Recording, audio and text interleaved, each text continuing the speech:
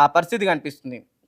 కొంచెం మనం ఓవరాల్‌గా రిజల్ట్ అసలు ఏ మున్సిపాలిటీలో ఎంతవరకు వచ్చిందనే విషయాలు కూడా మనం ఒకసారి చూసే ప్రయత్నం చేద్దాం. ఇక్కడ కార్పొరేషన్ ఎన్నికల ఫలితాలు కూడా చూసే ప్రయత్నం చేద్దాం. ఎందుకంటే ఇటు 7 కార్పొరేషన్‌లో ఏ పార్టీకి ఎన్ని సీట్లొచ్చినాయి, అక్కడ ఎంతమంది కార్పొరేటర్ గెలిచినన్న విషయాలు కూడా ఒకసారి మనం పూర్తిగా డీటెయిల్‌గా చర్చించే ప్రయత్నం చేద్దాం.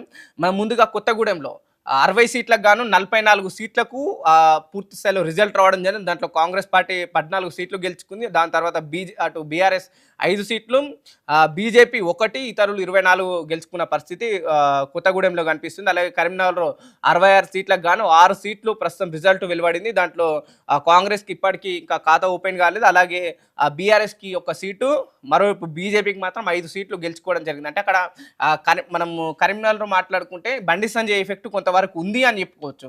కరీంనగర్ అక్కడున్న స్థానిక ఎంపీగా ఉన్న వ్యక్తి, అలాగే కొంత అగ్రెసివ్‌గా వెళ్ళే వ్యక్తి బండి సంజయ్ కాబట్టి, ఆ బండి సంజయ్ ఎఫెక్ట్ ఖచ్చితంగా కరీంనగర్‌లో పడిందని చెప్పేసి ఇప్పటివరకు వెలువడిన రిజల్ట్ చూస్తే మనకు ఒకవైపు కనిపిస్తుంది. అలాగే